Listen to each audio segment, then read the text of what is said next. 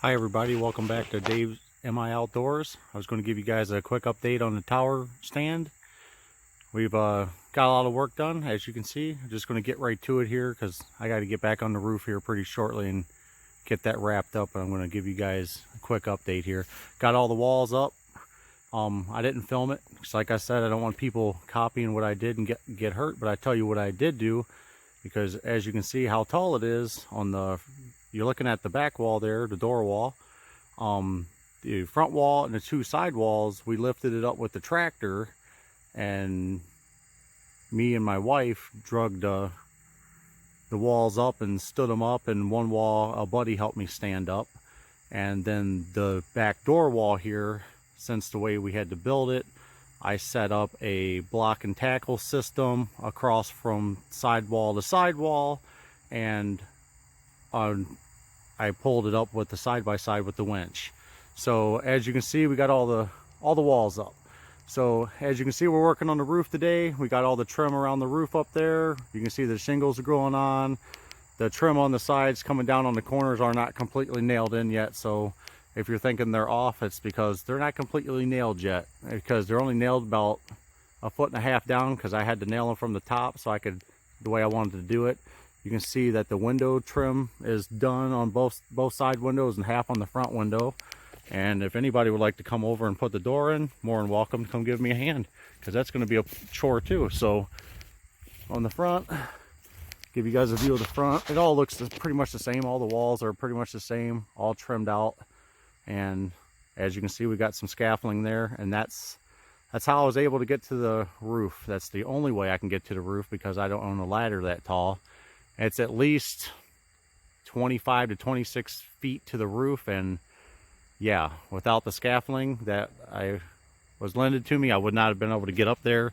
And I was thinking about it all week, how I was going to do it, and that's how we did it. Okay, I'm going to take you on the inside real quick. I'm going to pause the film, and we'll go inside, and I'll show you what I did with the roof system, which is pretty easy.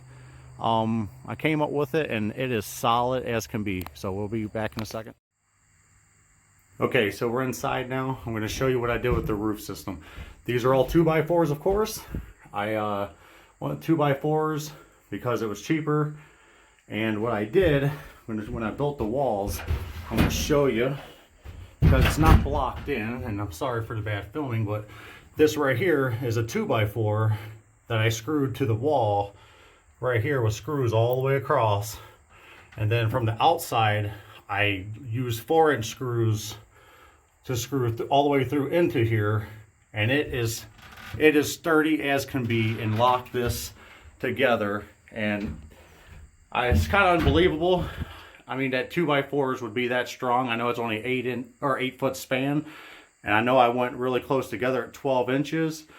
When I'm on the roof of something, I don't like it to move, so that's what I did. I did that on both sides. You can see the board up there, and then I screwed them in just like that, just as a good idea for anybody that wants to try it out for themselves. It was kind of a easy, cheap solution, and it does not move. And I'm a big boy. When I'm on the roof, it doesn't sag one bit or bounce. So I'm going to take you to the roof, and I'm going to show you what I did on the roof, because I still got a little bit more than half to do.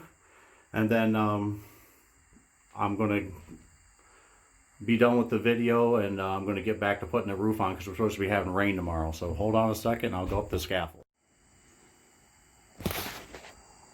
Okay, so I'm up on the scaffold now, and I'm sorry it's such close up, but the scaffold's close to the building up here, so it's going to look close up. So I'm going to just give you a rundown of what I'm doing here, why I like the idea that I came up with, because it's worked on my house since 2009. And this right here, this is like a ice and water shield for putting on as a starter strip. And it has all these extra little really super sticky, well, it's tar. And I did it all the way around on all 4 walls, as you can see, on the front, all the way around. It's on the back, and that stuff is so sticky that I'm hoping that none of the shingles get blown off, because like I said, it's hard for me to get up here. So it's got, it's got the drip edge on here, you can see it. It's got tar paper on here, that's 30 weight tar paper, and these are 30-year shingles on here with 150 mile an hour wind rating. So hopefully it ties it all in good. And this is what I got to get finished tonight before it rains tomorrow. And you're right, this has no overhangs on it.